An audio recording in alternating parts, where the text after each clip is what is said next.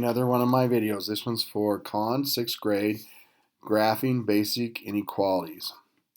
On this one, you'll be asked to either identify, given the inequality, identify the graph, or if you're given the graph, try to match the inequality with it. So this first one, we're given the inequality, and we need to see which graph matches it. So our inequality is 1 is less than x. So we need to find out which graph matches that. So the key is right here when we're graphing these is we identify what's called our boundary point. And our boundary point is what the inequality is equal to. So in this case, it's 1. So it's right here. So we know the ones that could work is that one and that one. So we either know it's going to be this one, it's either going to be A or C. And then what we can do is simply just pick a value and see which ones work.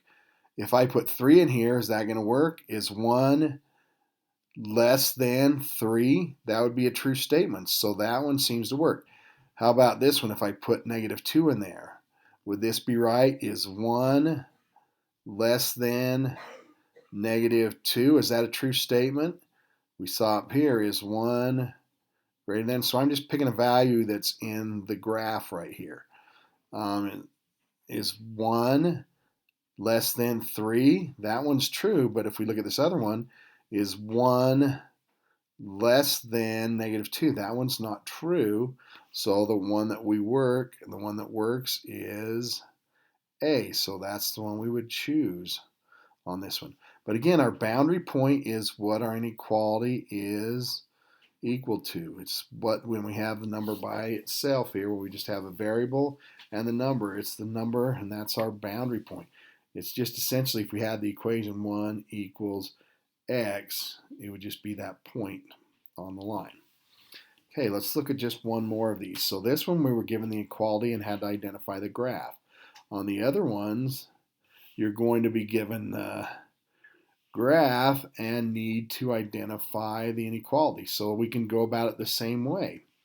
First thing is we identify our boundary point. The key is here is 4 is our boundary point because that's where we start. That's where the dot is at 4. So in this case, the only one that even has a 4 is this one. So if we know that's the only one that has a 4, and then let's just check and make sure. Let's pick a point. 0. So let's use 0. Is 0 less than 4?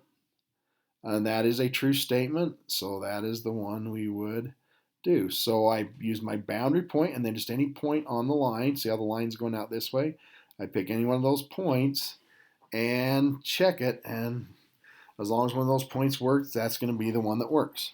So our boundary point is what our inequality is going to be equal to, and then check another point to make sure it's going out the right way. This one's a little bit easy because there was only one that had the actual boundary point.